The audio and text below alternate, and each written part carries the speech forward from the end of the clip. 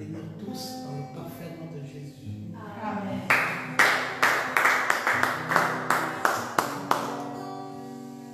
Nous allons terminer avec le message sur la sagesse de Salomon.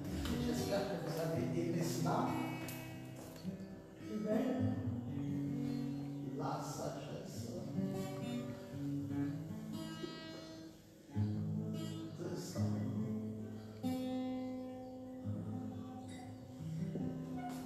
Nous avons dit que Salomon était non seulement riche, mais en plus de ce qu'il était riche, il était sage.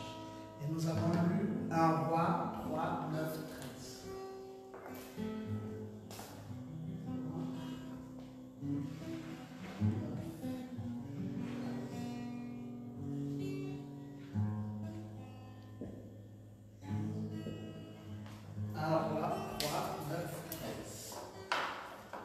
Mettons-nous debout, nous allons lire sa parole.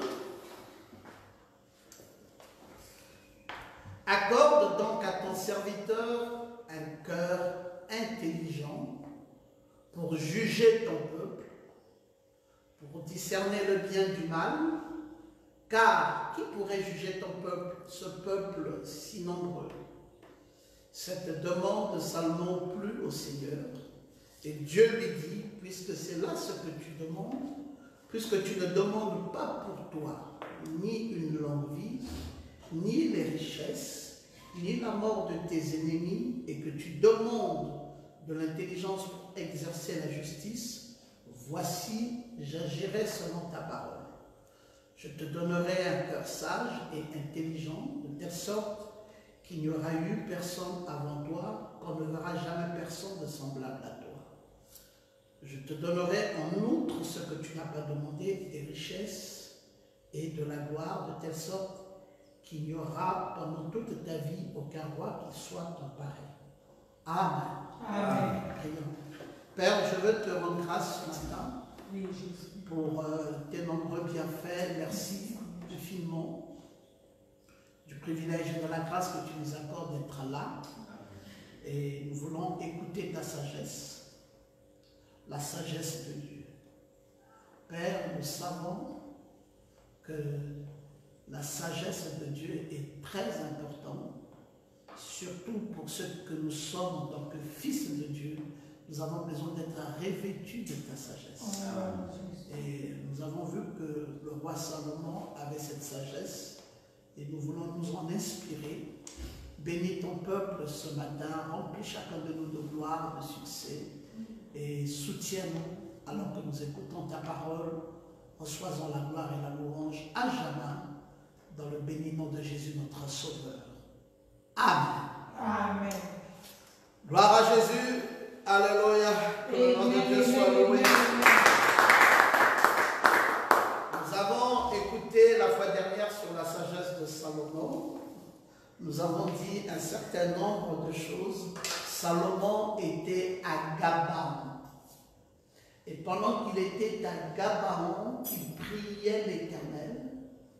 L'Éternel lui est apparu en songe. Et l'Éternel a dit au roi Salomon, demande ce que tu veux. Il n'était pas à Jérusalem, il était à Gabaon. Demande ce que tu veux. L'Éternel lui a dit cela en songe. Et le roi Salomon a dit, Seigneur, je demande que tu me donnes la sagesse pour conduire ton peuple. Cette demande a tellement plu à Dieu. Il a dit, voici un homme qui a besoin de richesse, qui a besoin d'une longue vie et qui a besoin d'un certain nombre de choses. Il n'a pas demandé ni la mort de ses ennemis, il n'a pas demandé ni la richesse, il n'a pas demandé ni la longue vie. Habituellement, quand les gens vont vers Dieu, ce sont ces trois choses principalement qu'ils demandent à Dieu. Seigneur, donne-moi de vivre longtemps, garde-moi, donne-moi ton souffle, protège-moi, éloigne la maladie. Toujours pour une longue vie. Et quand ils vont vers Dieu, Souvent, Seigneur, aide-moi, tu sais, j'ai des enfants, j'ai des familles, ma famille est là-bas, tel enfant est là-bas, j'ai besoin d'argent, j'ai besoin du travail, aide-moi. Et encore, Seigneur, je suis ennuyé par des gens qui veulent de ma mort, en tout cas, j'arrache, je détruis, j'écrase, je piétine. Bon, toutes ces trois choses-là, donc Dieu a l'habitude d'écouter. Salomon n'est pas venu avec. Salomon est venu plutôt avec quelque chose de rare. Il a dit à Dieu, je veux la sagesse. Et ce qui était grave, c'est que ce n'était même pas une sagesse pour lui-même, Salomon, mais la sagesse pour conduire le peuple de Dieu. Amen. Cette chose a tellement plu à Dieu. Il a dit au roi Salomon, en outre de ce que tu m'as demandé la sagesse, je veux te donner aussi la richesse. Parce que Dieu comprenait bien qu'une sagesse sans richesse ne fonctionnera pas. Il savait que la sagesse du pauvre n'est pas écoutée. Et il a voulu associer à cette sagesse la richesse afin qu'elle soit véritablement et vraisemblablement écoutée. Voilà ce qui est important de retenir dans la sagesse de Salomon. Dieu lui a donc donné cette sagesse, et après qu'il ait reçu cela en songe, Salomon est reparti à Jérusalem. Juste quand il arrive à Jérusalem, un problème se présente dans la société. Tout le monde est dans l'émoi. 2 femmes, dont un enfant est mort et un enfant est vivant. On ne sait plus lequel de ces 2 femmes appartient à l'enfant vivant et l'enfant mort. Parce que les 2 avaient accouché pratiquement au même moment et les 2 avaient leurs petits-enfants avec elles et elles ont dormi dans la même couche. Alors à qui appartient l'enfant mort et à qui appartient l'enfant vivant? Un problème de société, un problème grave. Comment faudrait-il faire pour trancher une telle affaire? La population a porté ses commentaires. Je trouve que le nez là est comme le nez de la femme ici. Je trouve que la bouche ici est comme la bouche de cette femme-là. Je trouve que le teint ici ressemblerait plus à celle-ci. Alors, tout le monde était départagé. Oui, vous ne voyez pas sa tête, c'est comme la tête de cette femme. Vous ne voyez pas son nez comme le nez de cette femme. Tout le monde était départagé. Et un groupe était pour que l'enfant vivant soit de celle-ci et l'enfant mort soit de celle-là, et ainsi de suite, vice-versa. Mais personne ne pouvait trancher cette affaire. On a porté l'enfant chez le grand roi. On a dit, voici un cas de société grave. Que vas-tu faire, roi, pour trancher une pareille affaire? Il dit, allez me chercher l'épée. Allez me chercher l'épée. Il dit, l'épée? Qu'est-ce que l'épée peut bien vouloir faire dans une affaire comme celle-ci? Il dit, je vais tuer l'enfant vivant. Je vais le tuer. Comme ça, les 2 enfants vont mourir et il y aura le calme qui va revenir. Donnez-moi l'épée. On apporta au roi l'épée. Il dit, allez, mettez l'enfant vivant ici, je vais le tuer. Où sont les mamans là qui se chamaillent là? On a mis les 2 mamans devant l'enfant vivant. Il dit, allez, donne-moi l'épée, je vais tuer cet enfant. À peine le roi voulait soulever la main, la mère de l'enfant a dit, hé, roi, arrêtez, ne faites pas ça. Le roi dit, mais pourquoi? Je préfère que vous preniez cet enfant vivant et que vous le donniez à cette femme plutôt que de tuer cet enfant. Et toi, notre femme, qu'est-ce que tu dis? Ah non, mais c'est bien comme ça, c'est tant mieux comme ça, parce que si un enfant reste en vie, on va toujours se chamailler, donc c'est tant mieux comme ça. Le roi dit, ok, je connais la psychologie d'une vraie mère. Une vraie maman n'acceptera pas que son enfant soit tué. Alors, cet enfant-là n'est pas pour celle-ci, mais c'est plutôt pour celle-là. Et on a remis à la maman, la vraie maman, son enfant vivant. Et c'était tranché. Tout le monde, le peuple, était dans l'admiration. On dit, mais c'est pas vrai! Quelle sagesse! Eh oui, c'était la sagesse de Dieu. Que disons-nous aujourd'hui? C'est parce que les gens manquent de sagesse que vous voyez tout ce bruit, tout ce brouhaha, tout ce qui se passe dans la société à l'heure actuelle. C'est surtout à cause de manque de sagesse. Si les gens avaient la sagesse, le monde fonctionnerait nettement mieux que de la façon dont le monde fonctionne de nos jours. Amen. Le prophète William Branham dit que la sagesse, c'est le premier de tous les 9 dons. Vous avez beau avoir le don du parler en langue, de l'interprétation, de la prophétie, de la guérison, tout ce que vous voudrez. Mais quand vous avez le don de la sagesse, vous avez le tout premier des dons. Amen. Et il dit que ce don de la sagesse est accompagné par le don de la reconnaissance.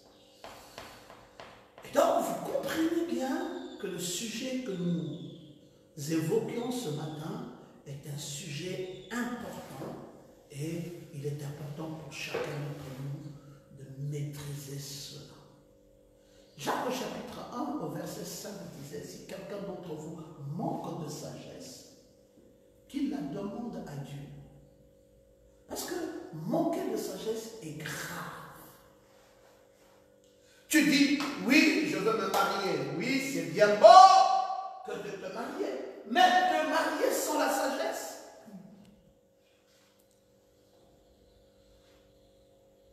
Toi, l'homme, tu dis, je veux me marier. Tu veux te marier sans la sagesse. Tu sais ce que ça veut dire, se marier? Oh non, mais je suis chrétien. Mais la plupart des mariages qui se détruisent ne sont pas toujours les mariages des païens. C'est les mariages des chrétiens. Parce que les chrétiens confondent repentance, confession, et ils confondent tout.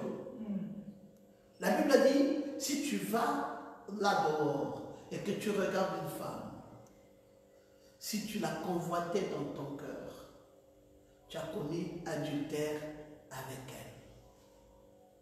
Voici une convoitise de cœur qui ne s'est pas limitée des yeux, ça veut dire qui est allé jusqu'à un acte. Toi, chrétien, après que tu as regardé une femme pareille, tu viens à la maison, tu dis, maman, je voudrais vraiment faire une confession parce que je sens que je suis déjà en adultère avec Dieu. On dit, oui, quel adultère? Il dit, oui, oui, tu vois, la fille là, la voisine là, et tout ça, quand je la regardais, mon cœur palpitait. Ah bon? Ton cœur vis-à-vis de la voisine. Qu'est-ce qui a fait ton cœur? Non, parce que je sentais que c'est fini. Chrétien, ta confession t'a détruit. Tu as compris la parole, mais tu n'as pas cerné le vrai sens de la parole. Tu viens là de planter une sémence. La pauvre voisine sera haïe. Il y aura désormais un esprit de guerre dans le quartier. Parce que cette voisine, chaque fois qu'elle passera, cette femme qui est ta femme verra cette femme autrement. Comme une séductrice. Parce que mon mari l'a convoitée. Pourquoi? Et là, c'est fini.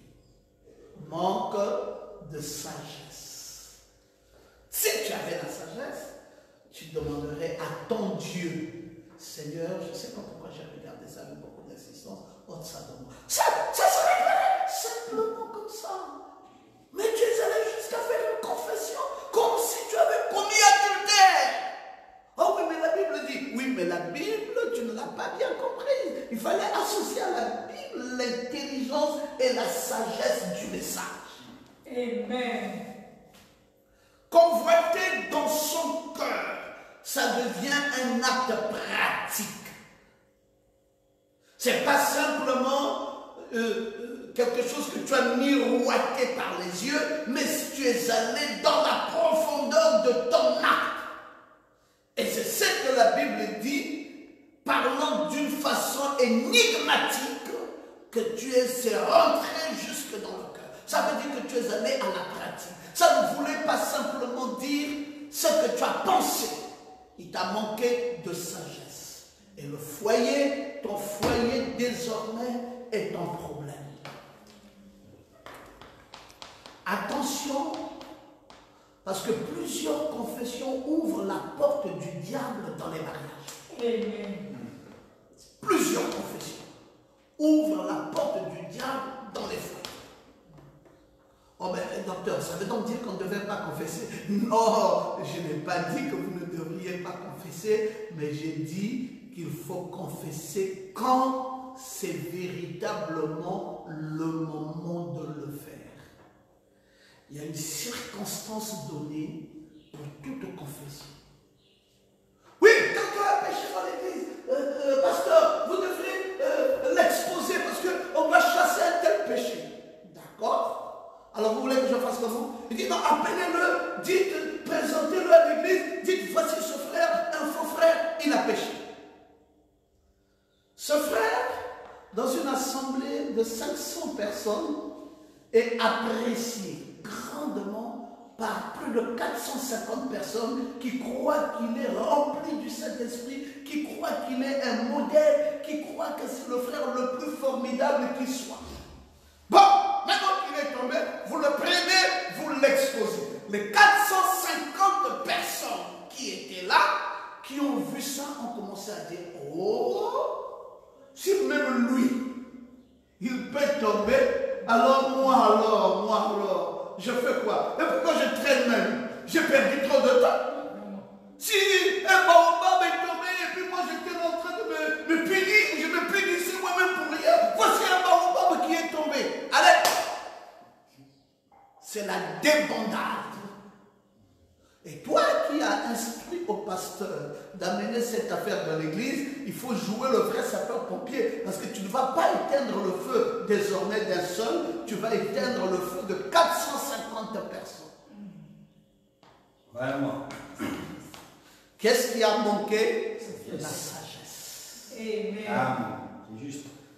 Vous devez savoir que l'église ne se dirige pas par simplement par, comment je voudrais dire ça, par des passions. Mais l'église, c'est surtout la sagesse. Oh, bon, allez, il faut exposer un tel ministre parce que lui ne paye pas la dîme. Vous le prenez, vous l'exposez, on dit, ah bon, si lui ne paye pas la dîme, alors nous, pourquoi on paye les dîmes? Mais voici quelqu'un qui est supposé être. C'est fini, vous avez détruit l'église. L'église, c'est la maison de la sagesse. Amen. Amen. Tout ce qui se fait dans l'église requiert de la sagesse. De la sagesse dans la prédication que vous donnez, de la sagesse dans les thèmes que vous choisissez, de la sagesse de la façon dont vous parlez, de la sagesse de la façon dont vous vous habillez, de la sagesse dans la façon dont vous vous présentez aux gens, de la sagesse dans la façon dont vous cohabitez avec les autres, de la façon dont vous vivez. Amen. Il faut la sagesse d'une façon constante. Amen.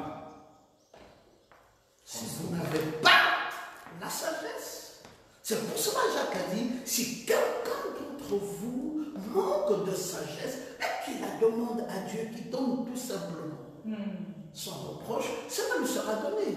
Parce que s'il n'a pas de sagesse, comment va-t-il faire? Et j'ai aimé le prophète Branham qui nous dira que quelqu'un peut avoir un don de Dieu, mais avec ce don aller en enfer. Oui, il le dit dans l'ange et la commission, et sa commission. Il dit, quelqu'un a un don, mais il peut aller en enfer avec ce don-là s'il n'a pas la sagesse. Amen. J'avais vu un jour quelqu'un, comme on doit chanter les mystères. Et il a chanté, et dans son chant, il a dit, oh Seigneur, laisse que Judas Iscariote soit toujours là. Parce que s'il n'avait pas livré Jésus à Satan, autrement, nous ne serions pas sauvés. Merci, papa Judas Iscariote. Ah! Une bonne chose, mais mal dite. Vraiment. Pourtant vrai. Parce qu'il a fallu que Judas Iscariote soit là, qu'il livre Jésus pour que la rédemption soit faite.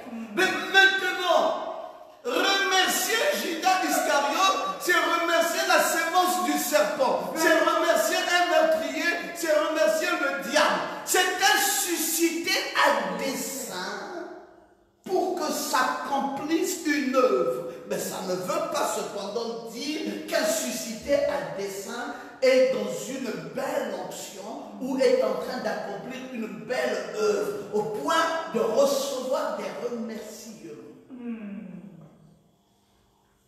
Vraiment.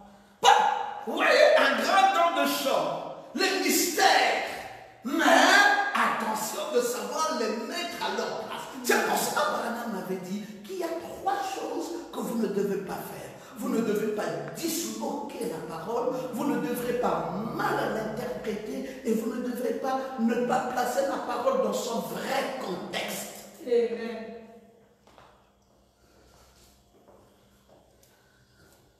Ah, la sagesse.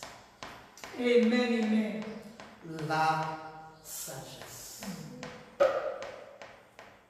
Oh bon, c'est toi. Un jour, je suis allé dans un mariage coutumier. Il y avait 2 parleurs. Le premier parleur, le parleur de la femme, a commencé à présenter sa fille.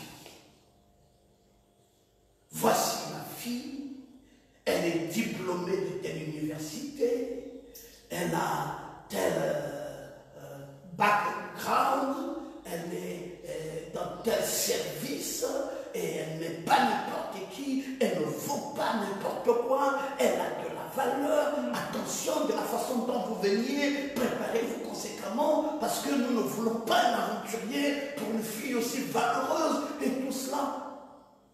Nous ne voulons pas d'un aventurier. Juste un petit mot comme ça. Parleur, Nzonzi. Le parleur de l'homme est venu à son tour. Il dit, vous allez me montrer aujourd'hui là, l'aventurier. C'est qui? L'aventurier là, c'est qui? Vous allez me montrer aujourd'hui là. On ne partira pas d'ici si vous ne me montrez pas l'aventurier. C'est qui? Quoi? Mon fils à moi est traité d'aventurier. Il est fâché, il est fâché, il est fâché. Le mariage s'arrêtait là ce jour. Il a fallu aller le récupérer. Il a dit qu'il part, il ne reviendra plus jamais parce qu'on a insulté son fils d'aventurier. Ça fait plaisir au monde. Il n'a pas accepté une chose, un moment pour lequel il s'est investi. Il a parlé, j'ai dit toute ma vie dans cette enfant. Moi, je dois bien m'humilier devant les gens, mais quand l'enfant est votre.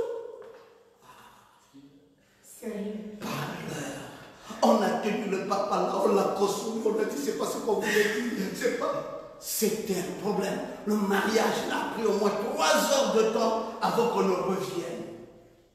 Ça avait failli tout capoter. Quoi? Le manque de sagesse. Vraiment. C'est pour cela quand on dit parleur, c'est pas qui? N'importe qui comprend pour dire viens parler. Il faut quelqu'un qui a de la sagesse. Parler ici est un art. Parler, il faut quelqu'un des experts. Je ne voulais pas dire qu'il a grandi avec les vieux, parce qu'il y a beaucoup de vieux qui ne sont pas sages. C'est vrai. Vous voyez là la chevelure blanche, mais il n'a pas de sagesse. Un tocard. La sagesse, ce n'est pas la chevelure blanche. La sagesse, c'est un don de l'Éternel. Et c'est le plus grand don. Donc quand vous n'avez pas cette sagesse, Salomon avait tellement bien compris la nécessité d'avoir la sagesse qu'il a dit à Dieu, Seigneur, pardon, pardon. Si tu veux m'engager, engage-moi bien, mais moi, donne-moi d'abord la sagesse. Parce que je vais rencontrer des problèmes. Vous voyez, parfois même nos dirigeants, dans leur fonctionnement, parfois on remarque, vous êtes là, vous remarquez comment ils font, vous dites, il leur manque la sagesse. Je crois que si quelqu'un devait être roi ou un chef d'État, l'une des premières choses qu'il chercherait à avoir, l'un des premiers conseillers, c'est de choisir dans le troupeau des hommes de Dieu un homme de Dieu qualifié qui a de la sagesse qu'il mettrait à côté de lui pour conseiller comment diriger un pays. Ce n'est pas des diplômes. Ce n'est pas j'ai fait la science politique. Non, ça n'a rien à voir avec la science politique. Il faut ici la sagesse. Parce qu'il y a des mensonges que tu vas frapper avec ta science politique et on va te rattraper avec ça. Quand tu as dit quelque chose demain, le peuple de Dieu reviendra te rappeler. Mais lors de ta campagne, voici ce que tu nous avais dit, que tu mourras pour le peuple. Tu vas te donner. Maintenant, le peuple est en train de mourir, tu dis quoi? Problème. C'est pour ça dans les pays, dans les grands pays, les pays occidentaux, quand quelqu'un fait la campagne, avant même de commencer à se prononcer, il y a déjà des gens qui relisent ses discours pour être certains de ce qu'il va dire. Parce que ce qu'il va dire là, c'est ce qui va le condamner demain. Vous savez, c'est un petit monde, la langue, mais dangereux. Quand tu parles trop, il faut faire très attention. Il faut calculer avant de sortir tes paroles. Sois sûr de ce que tu peux dire. Est-ce que ce que tu dis est vrai? Est-ce que demain, ça ne va pas te porter préjudice? C'est pour cela la sagesse ici de Salomon est venue par une épée.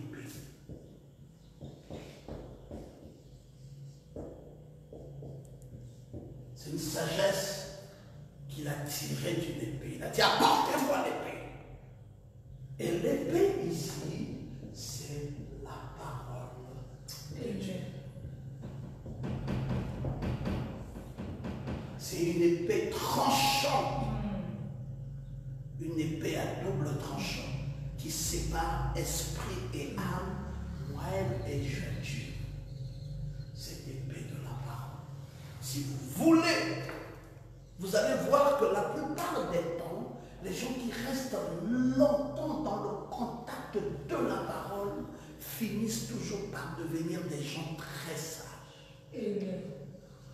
Regardez même dans vos familles. Regardez qui est marié. C'est des gens qui fréquentent l'église.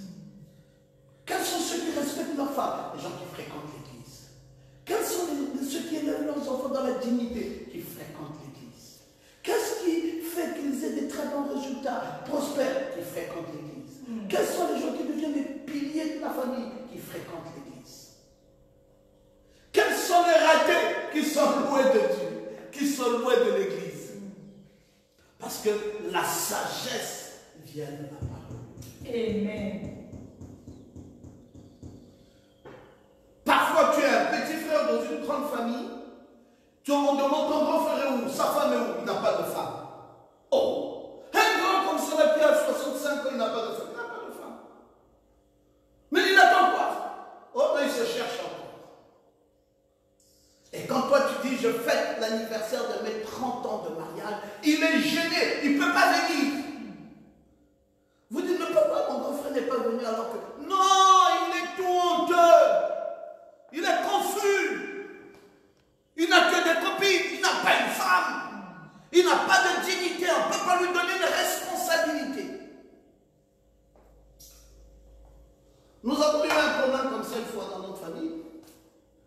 où le chef de famille vivait chez une copine. Après, on se retrouve là pour parler et il y a un qui lève le doigt et dit, vous aussi, arrêtons, changeons déjà de chef pendant qu'il est temps. On dit, comment on va changer de chef de famille? Comment? C'est lui, d'après le matriarcat, parce que nous sommes matrilinéaires, donc voilà, chez nous au sud, c'est la maman, et lui c'est l'enfant qui est sorti de la femme, les autres sont sortis des garçons, donc c'est lui qui a l'autorité de chef. On dit, il change, s'il vous plaît, pendant qu'il est encore temps. Lui là, chef, on dit, il y a quoi? Il dit, mais allons nous rassembler donc chez le chef, vous allez voir. Ah non, parce que c'est chez le chef. Alors, on va faire la réunion chez le chef. On dit, il y a quoi? Il dit, mais il vit chez une copine, avec beaucoup de filles, et tout, il y a une désordre là-bas, une cacophonie. Ça fait la honte. Ah, bon, on va le laisser un chef de nom. On lui a dit, toi tu resteras désormais chef de nom. Mais, celui qui va prendre les règnes sera le neveu. C'est lui qui va diriger les réunions, c'est lui qui va diriger les choses. Toi, il te rendra compte. Toi, tu resteras juste un chef de nom, comme un habillage. Parce que tu n'as pas la sagesse requise pour jouir de tes fonctions de chef de famille, de patriarche. Les gens, vous savez, ils sont pas pressés à vouloir jouer des rôles. Mais ce n'est pas facile. Il faut la sagesse. Vous vivez avec des gens dans une famille, vous avez tout le monde. Dans une église, vous avez tout le monde.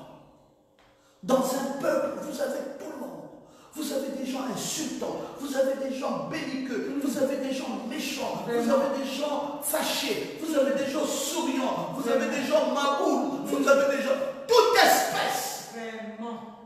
Et on vous dit, il faut vivre avec eux. Prendre chacun Vraiment. selon ce qu'il est. Ah, on va faire. Il y a des choses. Un jour, quand j'étais jeune pasteur, il y a un nouveau pasteur qui revenait d'un pays étranger qui est arrivé au Gabon. Et puis, il y avait un frère qui priait avec moi et qui ne priait plus avec moi. Il était allé là-bas comme pour vouloir le conquérir comme une nouvelle âme. Et puis, quand on s'est vu avec ce serviteur de Dieu, il dit, mais vous, au Gabon, ici, vous n'avez pas de vrai ministère. J'ai dit, mais pourquoi? Il dit, mais voici cette brebis-là. Vous n'avez pas réussi à le soumettre. J'ai dit, ah bon? Il dit, mais alors, il a deux femmes là, vous ne l'avez pas soumis. J'ai dit, on a quand même réussi à le soumettre, il ne voit plus. Il ne fait plus le banditisme qu'il faisait. Il dit, oh, ça c'est comme solution. Vous allez voir, nous les ministres. J'ai dit, mon cher, c'est maintenant ta nouvelle brebis? Il dit, oui. J'ai dit, je vais te dire que moi je l'ai dirigé pendant 2 ans. Je te donne 3 mois. 3 mois.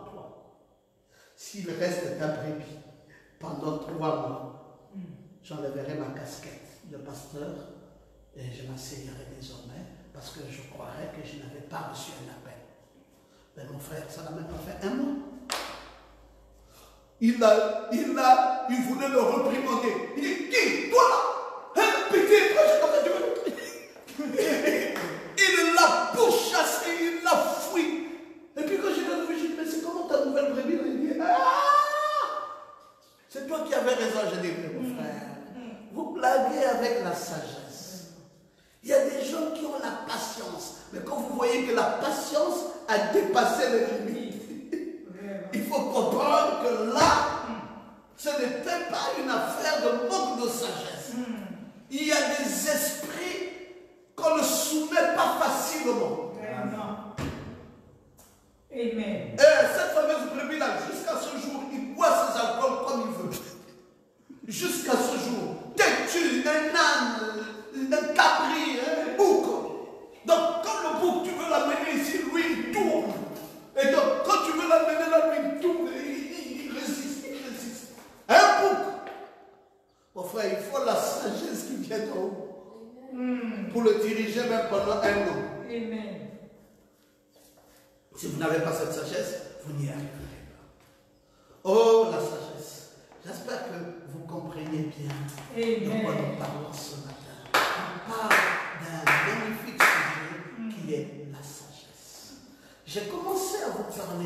aussi de la sagesse avec Moïse,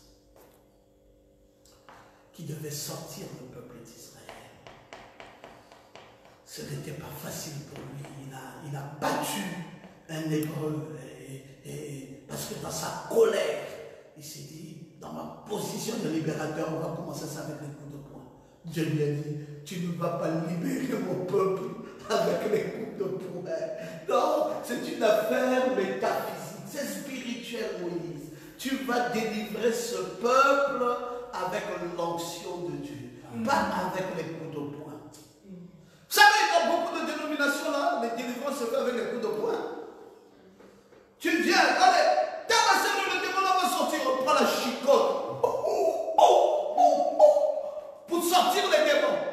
Mais mon frère, est-ce que la chicotte peut sortir un mauvais esprit? Vraiment. C'est encore là un manque de sagesse. Il faut l'Esprit de Dieu, une onction supérieure. Alors, il y avait la sagesse dans Abel.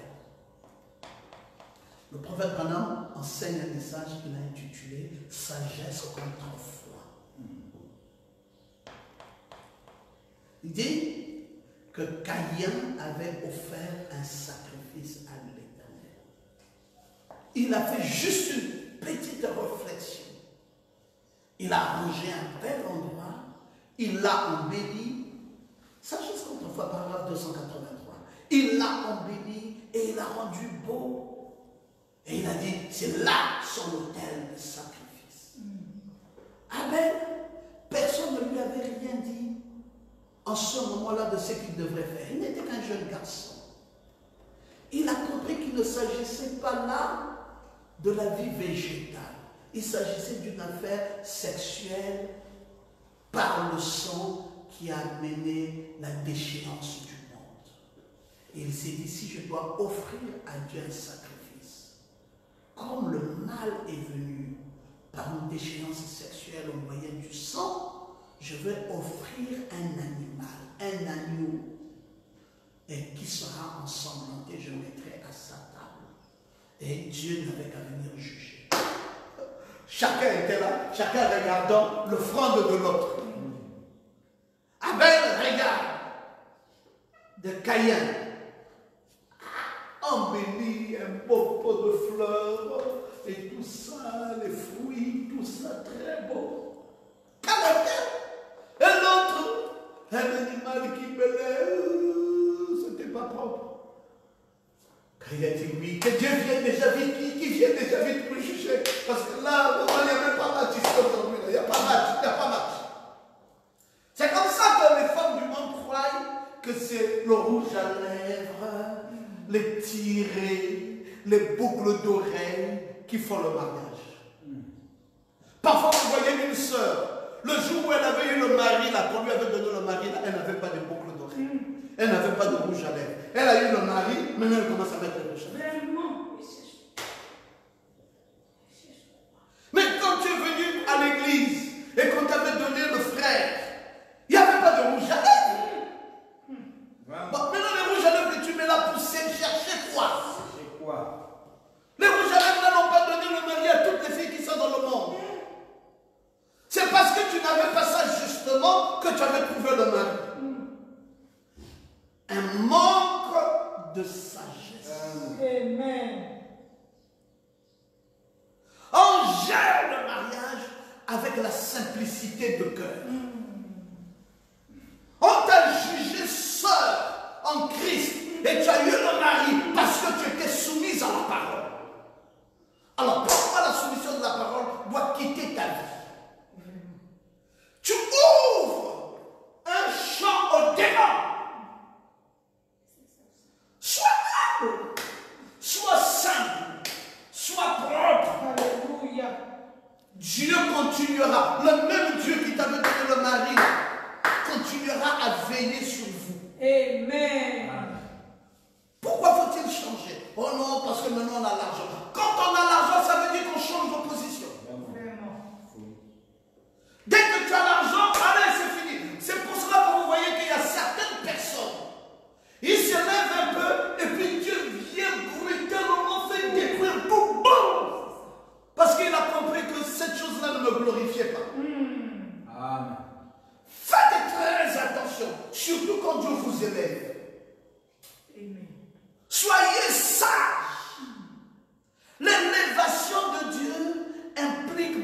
d'humilité. Amen. L'élévation de Dieu implique beaucoup de soumission à sa parole.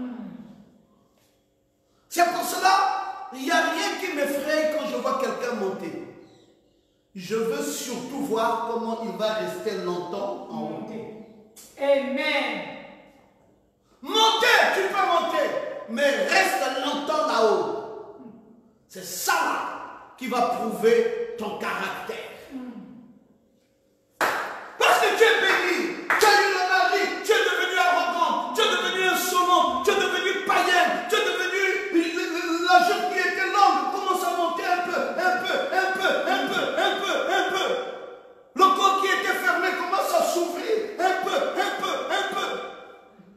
Les lèvres qui étaient propres commencent à avoir maintenant un peu de rouge, un peu d'étiré. Parce qu'on est moderne, parce qu'on a maintenant beaucoup d'argent. Vraiment. On a oublié d'où on est venu. Oh, miséricorde. On a oublié qui on était. On a oublié comment Dieu nous a pris dans là où il nous avait pris. Nous sommes devenus une race de caïnites. Cherchons tout ce qui est beau, cherchons tout ce qui attire les regards, cherchons tout ce qui frappe. On a oublié la modestie de Dieu, on a oublié l'humilité de Dieu, on a oublié l'attachement à la parole, on a oublié l'engagement que nous avons pris vis-à-vis de Dieu. Amen. On est engagé pour Dieu. Frère, depuis plus de 30 ans, j'ai gardé le même rythme de vie. Quand je me réveille à 4 heures, j'ai fini de prier, je commence à lire la parole. Je fais ça tout le temps. Même quand vous dites, mais le pasteur, il est déjà 10 heures, il ne vient pas. Je suis en train d'écrire des livres. Et donc, je ne suis même pas encore préparé le message d'aujourd'hui. J'écris. Et ma femme me dit, mais tu ne quittes pas. Je dis, c'est devenu jusqu'à ce que les yeux là vont s'éteindre. Mon cœur est attaché à la parole. Amen. Il n'y a rien qui est mieux que ça. Nous allons voir le roi qui avait 1000 femmes. Qu'on a dit ici, le roi Salomon, il avait 1000 femmes. Il n'y a personne qui était plus riche que lui.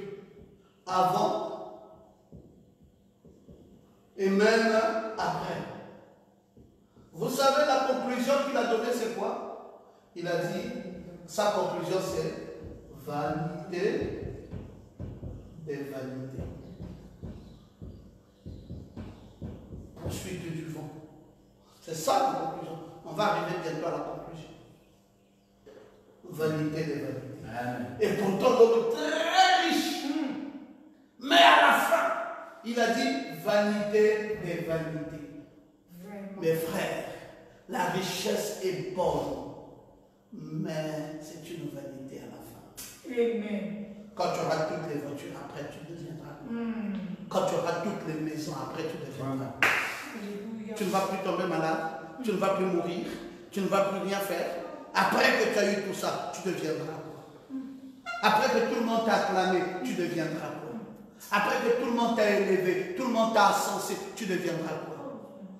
L'intelligence, la sagesse veut que quand Dieu te bénit, tu penses toujours, où est ma vie? Où est mon offrande? Où est ma crainte? Où est mon obéissance? Où est ma vie? Amen. Tant qu'on ne voit pas ça, on sait que c'est une vanité. Frère, la vanité, la vraie vanité, quand Dieu n'est pas attaché à tout ce que tu gagnes, c'est une vanité. Amen.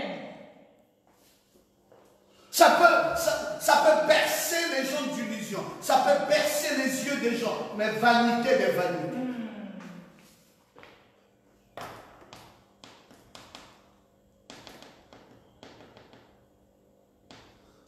Non, j'ai le plus bel homme du monde. C'est une vanité. Hein? Bel homme du monde, là, c'est une vanité. Amen. Oh, il est élégant, il est craque, il est beau. Vanité. J'ai la plus belle femme. Ah, mon frère, si Dieu décide de diminuer ça, ça ne coûtera pas à Dieu une seconde. Vraiment.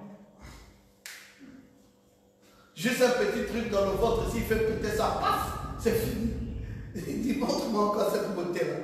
Le ventre commence à gonfler, ou le visage commence à se tordre. On dit, oh, mais comment le visage ici se tord? Vraiment. C'est fini. Celle que tu appelais beauté là, tu seras le premier à fuir ça. La grâce, ne l'oubliez pas. La sagesse de Dieu veut que vous soyez attachés à la parole. Amen. C'est ça la vraie sagesse. Maintenant, Dieu peut tout te donner, mais s'il y a la sagesse, on s'en rapportera de ça. Amen. Amen. On acclamera ça. Alléluia. On louera Dieu. On dit, oh, c'est magnifique. Parce que la sagesse de Dieu y est attachée. Caïn a cru que sa beauté, il dit que Dieu vient de juger. Dieu est descendu, il dit, j'ai refusé ton offrande. Il dit, ah, même quand Dieu fait le complot. Même Dieu fait le complot. Il dit, Dieu fait le complot. Et il a commencé à appeler Dieu et tout ça. Dieu a dit, mais je vais te détruire. Je vais te détruire. Race de vipère. Je crois qu'il y a pas. Ton offrande n'était pas rien. Je t'ai dit que moi je poursuis la beauté. Moi je poursuis le sang. Je poursuis la parole. Vraiment. Je ne poursuis pas la beauté. Mes frères, où est ta sagesse? Je veux une femme. À force de chercher la beauté, vous allez marier des démons. Amen. Amen. D'André, Dieu t'a fait grâce, mon fils. Tu n'as pas cherché une extravagante de beauté, tu as cherché un caractère. Amen. C'est une vie. Vous connaissez mon histoire quand je me mariais avec mes amis Nixon et puis l'autre. J'avais deux, Jocelyn et Nixon. Nixon est parti dans la tombe. Il dit, nous sommes des jeunes étudiants quand même, on est là à l'université, il faut chercher des étudiants. On dit, ah, papa, sans le Saint-Esprit, vous allez chercher quoi là? Oh non, non, mais Pierrot, mais vraiment, toi tu es perdu, un jeune, un bel, un bon garçon comme toi, jeune, élégant, les petites ici, là, te veulent à l'université. J'ai dit, moi, je vais prendre à l'église celle qui a écouté le message, celle qui a dit Amen à la parole, celle qui a craint Dieu. Et je veux fonder un foyer avec ça. Je crois que ça, là, derrière ça, il y a Dieu. Je ne vais pas chercher une beauté qui va me détruire. Quand tu dis beauté, là, tu n'es pas le seul à voir ça. Beauté, là, il y a aussi d'autres qui voient ça. Au même moment que toi. Maintenant, tiens le coup. S'il n'y a pas Christ dans le cœur. Nixon a dit beauté, beauté, beauté. Mon ami la Nixon, jusqu'à ce qu'il est allé mourir de sida. On l'a enterré. Et l'autre, pareil. Et frère Pierrot, quand se moquait, frère Pierrot est toujours là, avec Sœur Chantal. La grâce de Dieu. Mais écoutez, les amis, la sagesse. Instruisez les enfants dans la voie de la sagesse. Montrez-leur que Christ doit prendre la première place. Amen. Je n'entends plus vos amens. Amen. Ok, gloire à Jésus.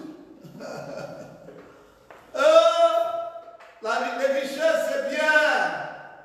Les maisons, les voitures, les immeubles, c'est bien. La beauté, c'est bien. Caïn. Mais Abel a raison. Déclara Dieu. La sagesse d'Abel était mieux que la sagesse de Caïn. C'est ça, frère Madame continue à nous dire. Notre esprit n'est pas, voyez-vous, n'est pas assez bon et ne le sera jamais pour sonder l'éternelle sagesse de Dieu. Notre esprit a du mal à sonder l'éternelle sagesse de Dieu. Dieu est profonde. Parfois, c'est difficile que l'esprit de l'homme, comme dit le prophète William Branham, aille jusqu'à sonder ça. C'est pour les gens les plus sages, on aura du mal à les comprendre. Quand vous êtes très sage, on aura du mal à vous suivre. Comment vivre? Comment un enfant sage vit avec ses parents? Comment un père sage vit avec ses enfants? Comment? Chez nous, en ville, il y a un petit dicton qui dit « Moi, nous l'envo au liabina ». Ça veut dire qu'un enfant obéissant ne souffrira jamais de faim. C'est une sagesse. Un enfant obéissant ne souffrira jamais. Vous voyez, même dans les villages, là, une maman en train de venir avec un panier, tu es là, un enfant du quartier, tu as aperçu la maman là, tu cours, maman, je vais t'aider. Tu es dans un quartier, tu vois ton voisin en train de marcher à pied, tu t'arrêtes, tu dis voisin, montez. Tu es là, vous voyez un voisin manque d'eau, voisin, il y a l'eau. Hein? On dit, ah, ça c'est quoi, c'est ça? Wow, ouais, le papa gentil de tout le monde. Ah! Aujourd'hui, c'est toi qui règne. Mais tu ne sais pas de quoi est fait demain. C'est la même personne là, du quartier que tu as négligé là, qui te soulèvera quand tu seras dans le besoin. C'est lui qu'on dira, ah, il est tombé. Appelez le voisin, il dit, ah, si c'est lui le monsieur là, non, je veux le mettre au bout. Allez, mets-toi, tiens le pied, tiens la tête, allez, soulève-toi, courons à l'hôpital. Parce que tu faisais du bien. Amen. Mais quand tu ne sais pas ça, la sagesse, quand tu n'as pas ça, tu deviens un mondain. Sans la sagesse, mes frères, on est un mondain. C'est pour ça que la sagesse du monde est diabolique. Amen. Frère Madame dit dans le message de la piscine de Bethesda, il dit l'homme se détruit par la sagesse du monde. L'homme se détruit quoi? La sagesse du monde. Voilà, c'est ce que dit frère Madame. Amen. Il dit l'homme, dans le message de la piscine de Bethesda, paragraphe 11, il dit l'homme se détruit par la sagesse du monde. Il dit le premier conflit qui soit jamais survenu sur la terre était dû du fait que quelqu'un cherchait la sagesse du monde plutôt que la simple foi en Dieu. La sagesse du monde. Voici ce qui détruit l'homme. Ne cherche pas la sagesse du monde. Tu vas te retrouver dans une vraie vanité. Cherche la sagesse de Dieu. Amen. La sagesse de Dieu veut que tu voies toujours ton frère comme étant plus grand que toi.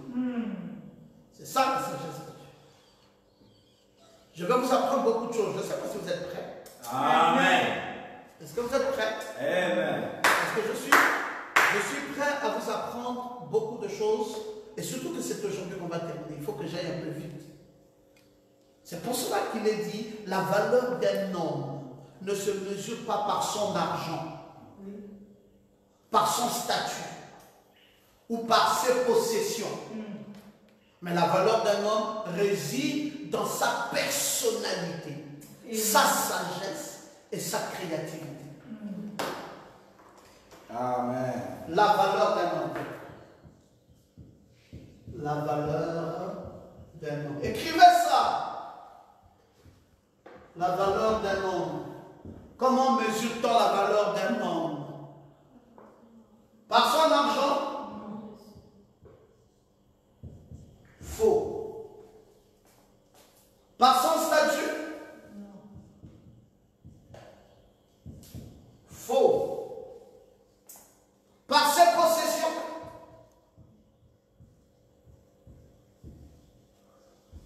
Faux. Mais alors, la valeur d'un homme ne se mesure pas par tout ça. Mais alors, elle se mesure par quoi? La valeur d'un homme réside dans sa personnalité et dans sa sagesse et sa créativité. La valeur d'un homme réside dans sa sagesse.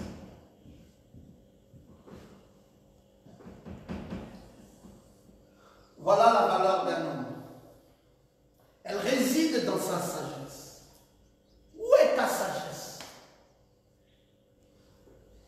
Ngunda, ngunda, c'est très dangereux. Amen. C'est moi, c'est moi, c'est moi. C'est dangereux. Il faut s'oublier. Il faut disparaître. Il faut faire comme si tu n'existais pas. Amen. La Bible nous a appris beaucoup de choses. Il dit, même si vous allez dans une fête, occupez la dernière place. Il dit, n'allez pas occuper la première place de peur que l'homme le plus valeureux arrive, on te soulève, on dit, allez, on te ramène. Mieux vaut commencer par derrière et qu'on vienne te prendre et qu'on te mette devant. De commencer par devant, après tu vas te retrouver derrière mais sous la honte. Vraiment. Sous la honte. C'est ça les enseignements de la Bible. C'est quoi la sagesse?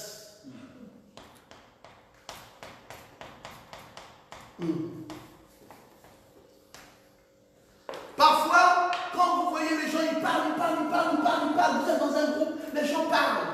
On dit, toi, tu ne parles pas. Reste calme.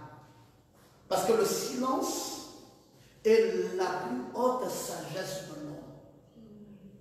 l'homme. Docteur, vous avez dit quoi? Le silence. C'est la plus haute sagesse de l'homme.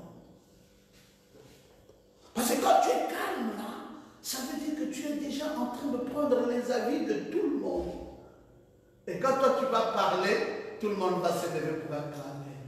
Alors que ce que toi tu vas dire, c'est le résumé de toutes les défaillances, les manquements de tous les autres, c'est ce que toi tu prendras et tu sors champion. Le silence, c'est la plus haute sagesse de l'homme.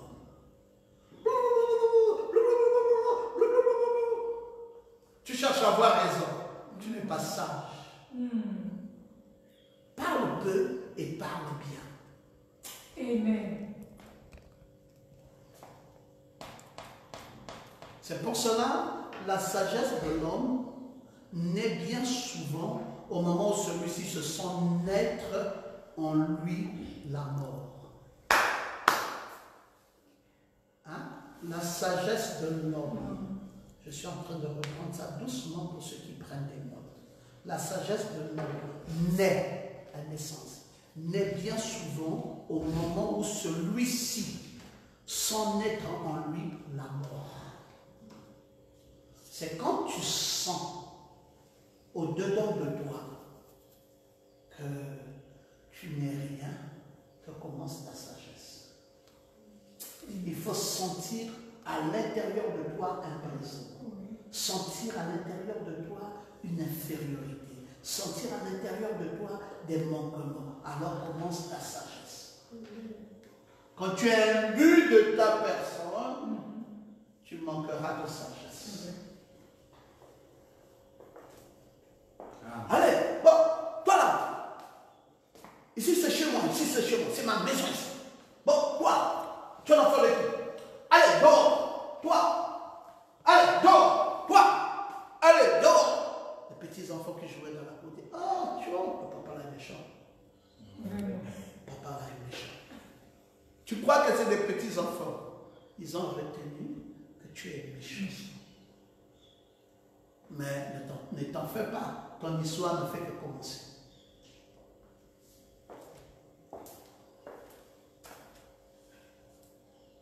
S'ils apprennent quelque chose qu'on complote contre toi, ils ne peuvent pas venir te dire, tu es un papa méchant. Même à l'endroit de son cuisinier, sois simple. À l'endroit de son chauffeur, sois simple. À l'endroit de ton gardien, sois simple. Amen. Tu dis c'est mon gardien, allez viens ici, toi bébé, je te parle, tu ne comprends pas. Il dit ok, ça va, c'est moi qui suis à la porte, non? Le jour où les bandits viendront, j'enlève mon corps. J'ai dit allez-y, il s'est dit fort, allez-y. Mon frère, tu vas baver ce jour-là et tu vas comprendre que le gardien ici, si je le respectais un temps soit peu, il aurait pu m'aider en temps de souffrance.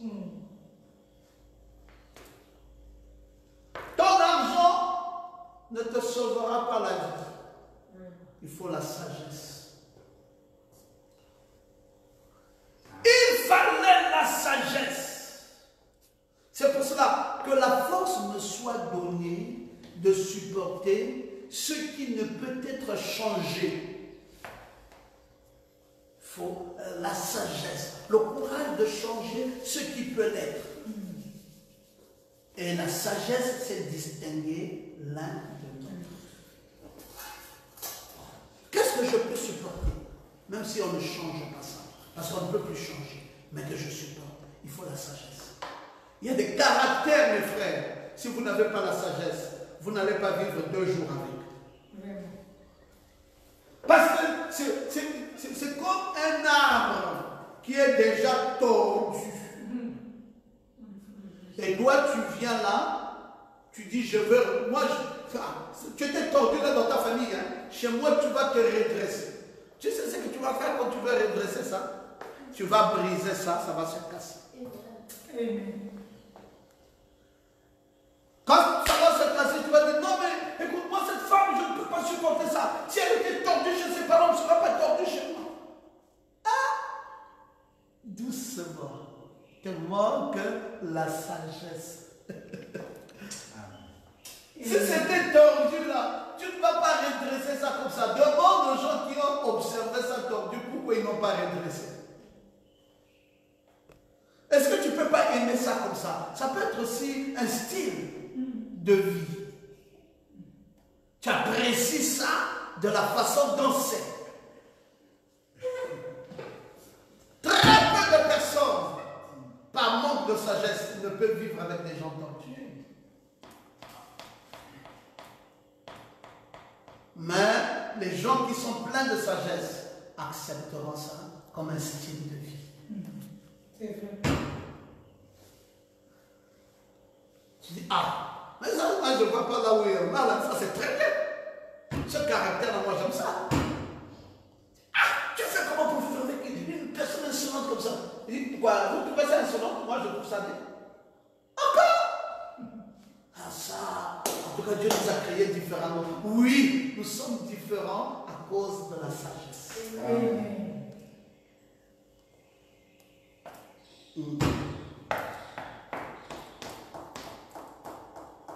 Parfois, le manque de sagesse fait que vous soyez trop isolé. Le manque de sagesse fait aussi que vous ayez trop de relations. Mais c'est le juste milieu qui est la sagesse. Amen. Pas trop d'isolement, pas trop de relations. Mais on vit. La sagesse est au milieu. Quoi? Tu ne veux pas que je vive avec mes amis? Frère, je ne t'ai pas dit que tes amis c'est mauvais. Mais ta famille aussi c'est important. Il y a des gens comme ça. Il est marié, mais on ne sait pas pourquoi il est marié. Il ne rit que quand les amis sont là. Mais quand il est seul avec sa femme, il est fâché. Vraiment. Quand les amis arrivent, vous entendez le rire dans la maison. La femme est là, chérie. Donc le monsieur là rit quand même. Vraiment. Mais qu'est-ce que j'ai fait? C'est quelle malchance comme ça que j'ai dans ma vie d'avoir un homme qui ne peut pas rire. La sagesse, mon frère, est au milieu.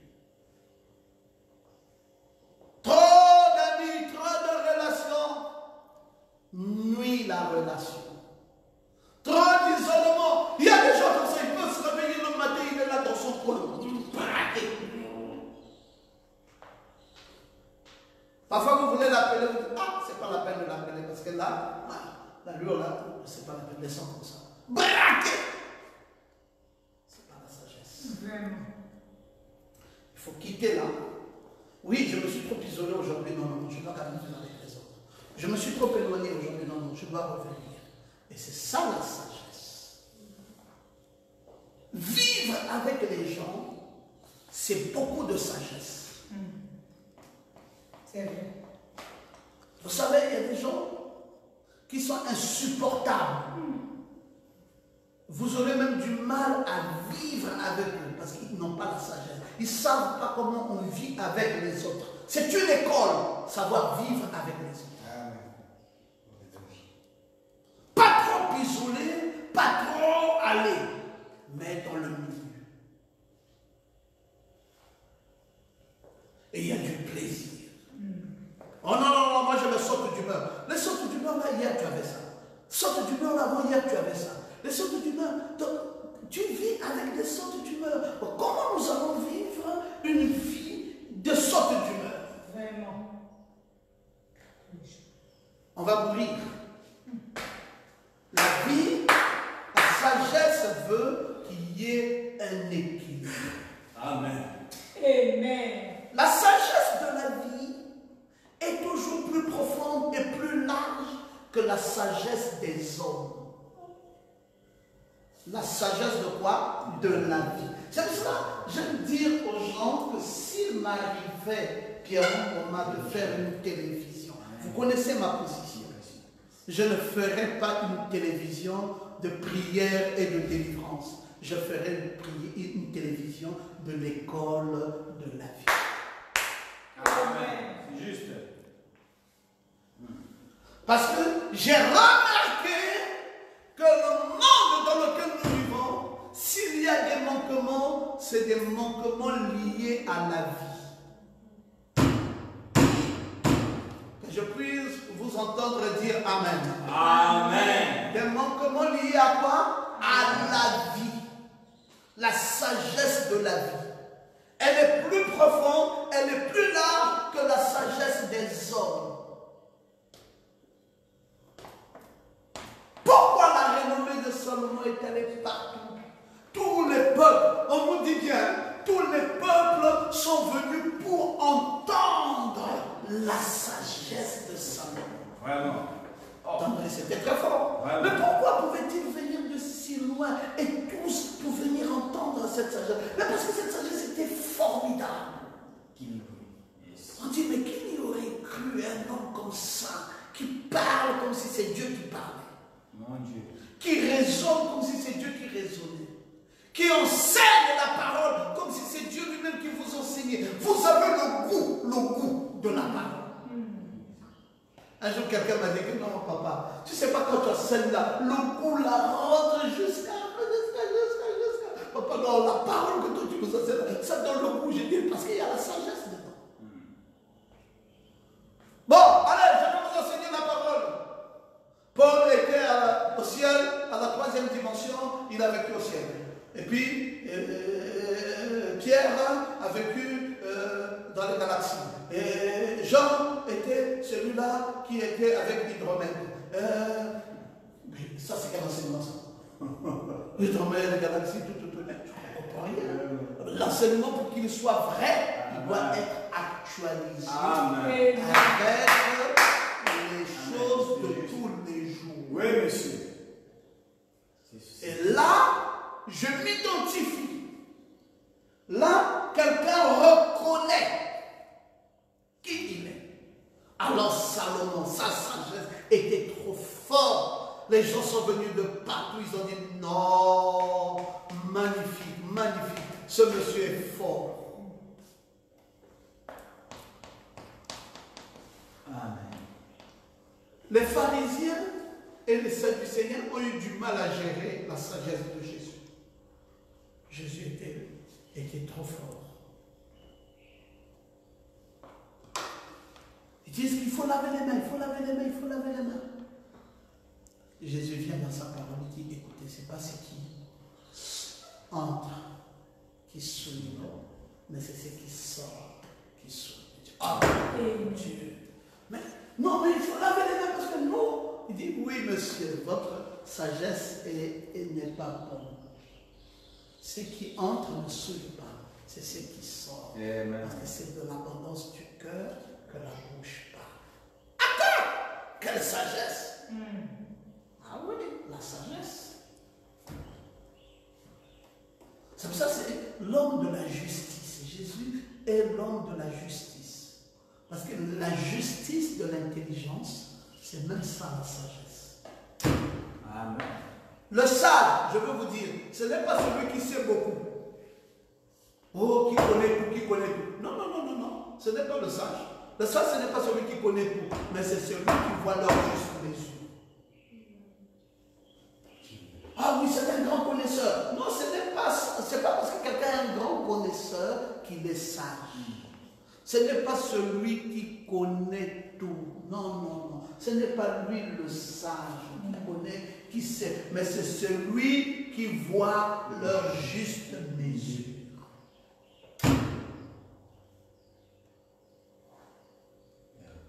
Il y avait un homme dans l'histoire qui avait la réputation d'être un homme très sage. On l'appelait Confucius. Confucius était réputé par sa sagesse. Un jour, les enfants ont dit, bon, aujourd'hui, nous allons la voir. Ils ont dit, aujourd'hui, hey, Confucius, tu blagues, on va t'avoir. Alors, un enfant a pris un oiseau. C'était l'oiseau. L'enfant a pris l'oiseau, a mis l'oiseau dans sa main et a fait un oiseau mort, et non plutôt vivant, et a fermé bien sa poignée de main, et a fermé aussi l'autre poignée de main. Et il dit, bon, Confucius, dis-nous, dans quelle main l'oiseau se trouve?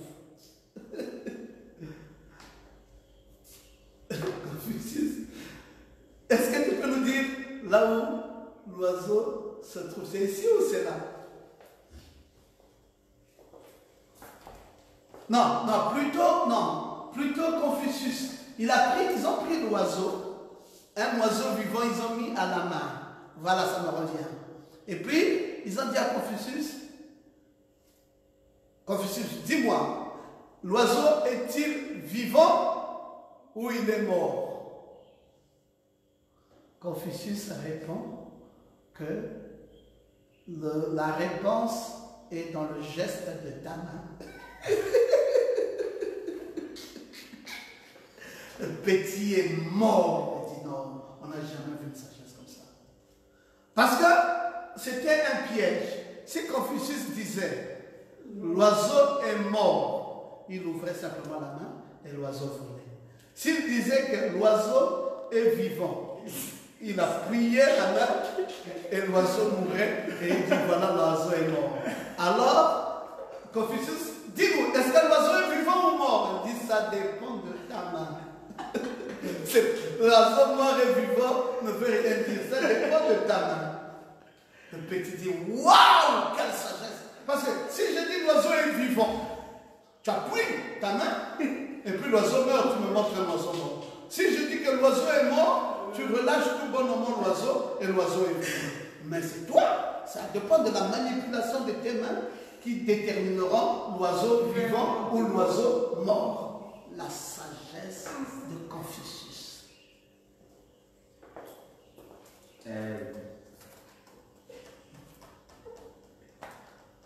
Vous savez, le progrès de l'humanité se mesure aux concessions que la folie des sages fait de la sagesse des fous. Vous avez compris? J'ai dit le progrès de l'humanité se mesure comment? Se mesure les concessions que l'on fait de la folie des sages, que la folie des sages fait à la sagesse des fous. C'est pas philosophique, hein? Je suis simplement en train de vous montrer quelle différence il y a entre folie des sages et sagesse des fous. Alors, si on veut progresser, il faut savoir gérer la folie des sages et la sagesse des fous. Parce que c'est différent. Vraiment. La folie des sages. Vous savez, les sages ont aussi leur folie. Maintenant, la sagesse des fous, c'est aussi autre chose. Maintenant, si vous voulez qu'il y ait un progrès, sachez faire des concessions entre les deux. Tu peux être fou, mais tout en ayant une sagesse. Amen. Tu peux être sage tout en étant un fou. Maintenant, nous vous gérons comme toi le sage qui est fou et toi le fou qui est sage. Il faudrait savoir faire des concessions. C'est pour cela, quand vous voyez un pasteur, vous lui dites, bon, pasteur, nous avons un problème avec ma femme. Il dit, asseyez-vous. Il dit, toi, parle. Il est là. Il dit, pasteur, vous dormez? Il dit, non, je ne dors pas. Il dit, tu as fini? Oui. Il dit, toi aussi, parle. Il est en train de chercher comment opérer la sagesse du fou et la folie du sage. Il doit opérer la sagesse du fou et la folie du sage. Et lui, en tant que pasteur, il cherche le mode opératoire. Et quand il cherche le mode opératoire, il dort. Tu crois qu'il dort? Non, il est en train de chercher le mode opératoire entre la folie du sage et la sagesse du fou. Parce que vous êtes là, deux personnes qui s'accusent. Il y a un qui est la folie du sage et l'autre qui est la sagesse du fou. Maintenant, il faut chercher le mode opératoire. C'est un don, la sagesse.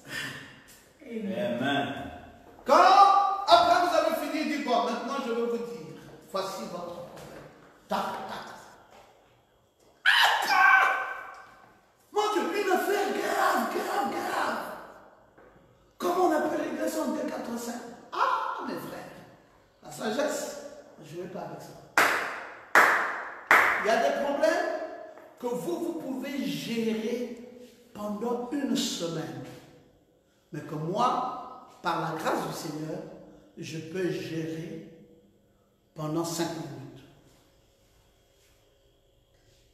minutes. Et vous, en une semaine, vous n'aurez pas de solution. Et moi, en 5 minutes, j'aurai des solutions. Donc, ne pensez pas que c'est à force de parler. C'est pour ça que quand moi je reçois, même quand je suis dans les entretiens, Amen. je commence d'abord par te dire, ne parle pas beaucoup.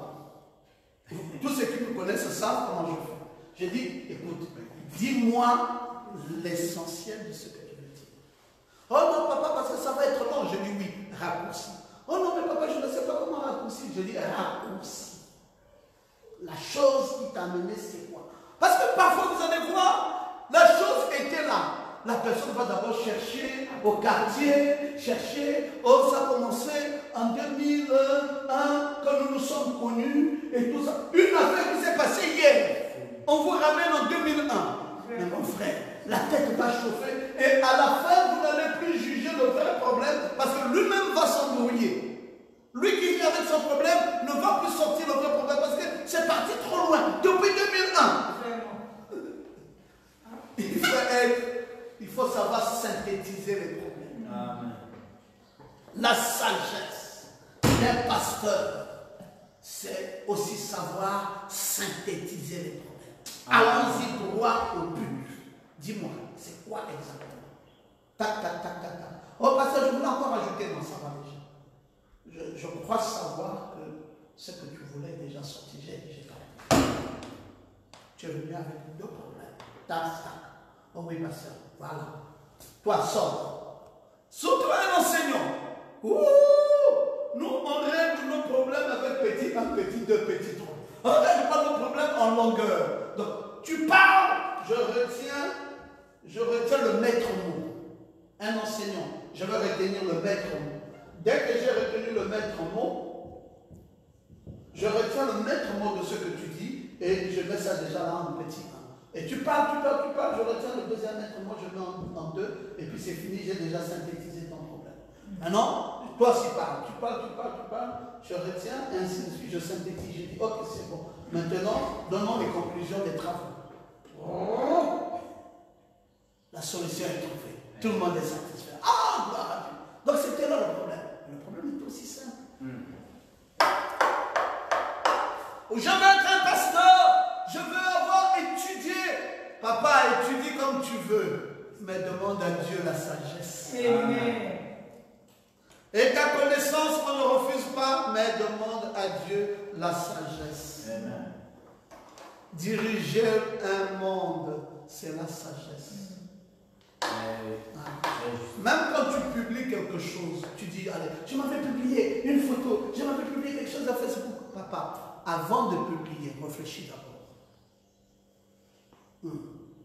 Quand on réfléchit sur une publication, ne réfléchis pas par rapport à toi. Parce que quand tu as publié, tu as voulu que le monde entier voie. Alors, juge-toi d'abord toi-même dans ta publication. Quand le monde entier verra, qu'est-ce que je poursuis comme but? Pose-moi toujours des questions. C'est quoi mon objectif? C'est quoi? Qu'est-ce que je vais? Bon, s'il y a une représailles, si, admettons que quelqu'un retorque, comment devrait-il retorquer? Admettons, quand tu as fait, tu as mis les tenants et les aboutissants, maintenant tu peux engager. Il n'y a rien qui va, plus rien ne va te surprendre. La sagesse. Amen. Oh, est-ce que vous êtes bien là? Amen. Je suis en train de terminer bientôt sur le sujet de la sagesse. J'avais beaucoup de choses à dire, finalement je me suis rendu compte, mais bon, on peut raccourcir ça, parce que je voulais terminer vraisemblablement avec le sujet aujourd'hui. C'est pour cela que je crois de tout mon cœur que la sagesse, c'est la fille de l'expérience. C'est la fille de l'expérience, la sagesse. Oui. Celui qui a la sagesse avait d'abord une expérience. Amen. Sans expérience, vous n'allez pas savoir gérer votre sagesse. Il faut au préalable une expérience. C'est la raison pour laquelle vous voyez dans le village, on dit, bon, on veut écouter la voix de la sagesse. On attribue les vieux comme étant la voix de la sagesse. Mais en vérité, ce n'est pas à cause de leurs cheveux blancs, mais c'est à cause de l'accumulation des expériences. Amen. Ils ont vécu avant nous. Ils ont traversé. Donc un vieux, quand il parle, ça veut dire que ce que tu apportes comme problème, toi tu crois que c'est nouveau pour toi. Mais ce n'est pas nouveau pour lui. Il avait déjà vécu ça une fois dans le passé. Donc il peut aller prendre ça, soutirer ça dans sa mémoire. Et il sort ça et il te le met là. Parce qu'il sait qu'une affaire comme ça avait été jugée une fois. Et voici comment ça s'était terminé. Et voici les implications. La sagesse. Si c'est né aujourd'hui, ça sera demain.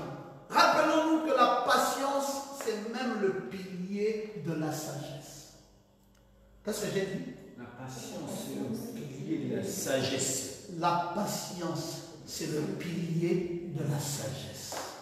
Vous savez, parfois, vous voulez aller trop vite en besogne et vous coupez mal. Il y a une sagesse qui parfois nécessite la patience. Amen.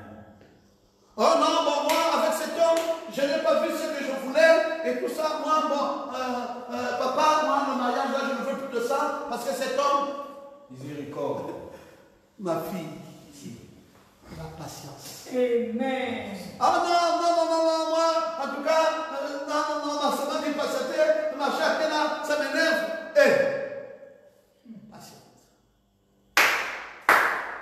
Je me suis souvent rappelé avec les enfants, quand je disais, allez, prenons le beurre Maganza.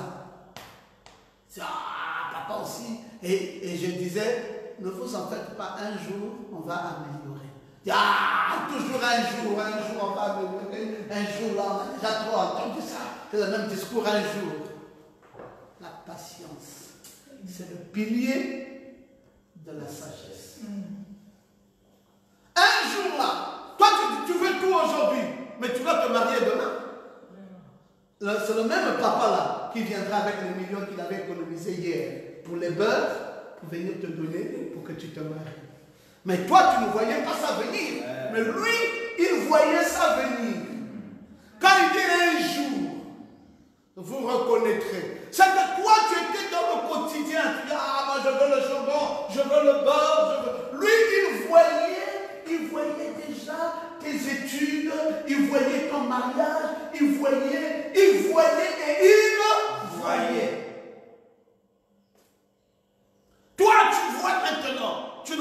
demain. Amen.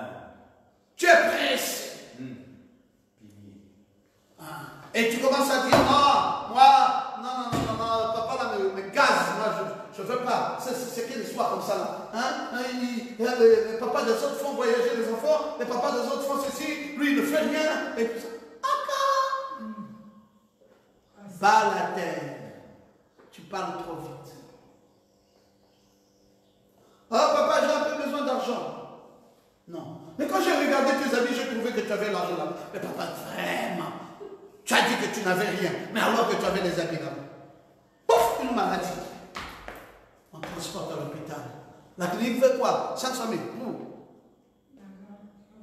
Oh, donc l'argent que j'avais vu là, qui m'avait refusé là, il avait déjà dans sa tête une sagesse qui pouvait expliquer une hospitalisation et l'argent va sortir. La patience, c'est le pilier de la sagesse. Amen.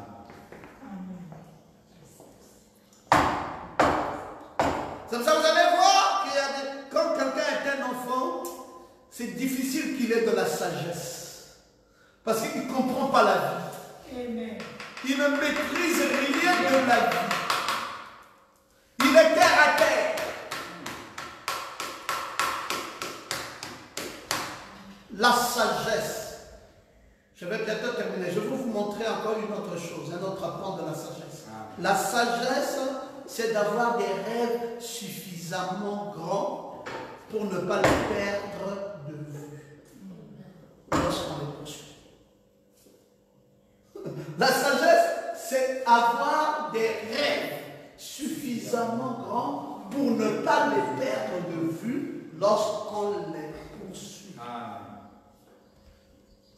Si tu n'as pas un rêve grand et que la sagesse vienne s'attacher à ce rêve, tu vas le perdre de vue. Amen, c'est juste. Et tu ne pourras pas le poursuivre. C'est pour ça que vous allez voir les gens qui construisent, les gens qui bâtissent, les gens qui finissent riches, ils ont eu la sagesse. Tu as un grand rêve que tu es en train de poursuivre et tu gardes ça de vue. Et ça t'amène à fonctionner avec sagesse. Si tu n'as pas de grands rêves, tu fonctionnes comme un bourou-bourou. Le bourou-bourou, c'est quelqu'un qui fonctionne n'importe comment. Allez, un peu d'argent est venu, allez, on fait quoi? Oh, il y a quelqu'un qui a dit qu'il peut prêter ça, il va rembourser avec intérêt. Allez, prends 500 000. Tu n'as même pas la carte d'identité de la personne, tu n'as même pas ceci, tu prêtes, tu dis il va rembourser. Après tu commences à le chercher, c'est fini, il est perdu dans la nature. Tu n'avais pas un grand rêve. Et le manque de grands rêves amène un fait sur la sagesse. Amen. Mais pourquoi ça m'arrive? Mais pourquoi ça n'était pas arrivé à ton père? Ça t'arrive à toi. Parce que toi, tu n'as pas la sagesse qui a fait sur toi. Amen. Vous pensez que quand la banque dit qu'il veut te prêter de l'argent, il te fait signer les papiers, il te demande ta carte, il te demande ceci, il te demande... La banque là est idiote. La banque sait pourquoi. On te demande même la valise. Si au cas où tu peux mourir, la dette là, tu rembourses ça comment? Tu viens prêter l'argent avec deux personnes derrière. On vérifie les comptes de ces personnes. Jusqu'à qui à la banque ou Métuchéla qui sont à la banque, ils vont vous le dire. Ou maman Hortense. Ah, prête pas l'argent. Mais tu prêtes l'argent ici, il va mourir. Tu vas le réclamer la dette là. Chez qui? Où est la valise? Quand on a des grands rêves, alors pour ne pas perdre de vue ces grands rêves et les poursuivre, on y met la sagesse. Amen. C'est juste. C'est l'école de la vie. Hein? J'espère que vous apprenez maintenant. Vous apprenez la sagesse. Parce qu'il y a des erreurs que vous ne devez pas faire quand la sagesse est là. Amen. C'est juste. Consultez les gens sages. Pourquoi est-ce que Frère Branham a dit, dans les moindres détails, consultez votre pasteur? C'est parce que le aussi donné la sagesse. Amen. Dieu ne peut pas vous donner de diriger les gens s'il ne vous a pas donné la sagesse. Il faut la sagesse dans tout ce que l'on fait sur la terre ici. Vous allez voir, cette année, il a construit des immeubles. La troisième année, il a construit. Vous dites, ah, mais il a l'argent là-haut. Il fait comment? La sagesse, la sagesse. Parfois, le même argent qu'il a, toi aussi, tu as ça, mais tu ne sais pas gérer ça. Tu ne sais pas t'appliquer. Tu n'as pas une grande vision. Tu ne sais pas garder cette vision de vue. Tu ne sais pas poursuivre cette vision. Parce que manquant de sagesse, tu as échoué. Amen. Parfois, tu embrasses trop. Qui embrasse trop, mal et craint. Amen. Oh, ça va, je vais m'arrêter là. C'était très bien. Je suis sûr que vous avez été grandement bénis. En tout cas, que Jésus soit loué, soyez bénis dans le nom de Jésus-Christ. Mettons-nous debout. Amen. Un beau matin. Oh, où est la guitare? Mais Gershom, celui qui m'a chanté. Nous allons adorer un tout petit peu juste pendant 5 minutes avant que je te prie.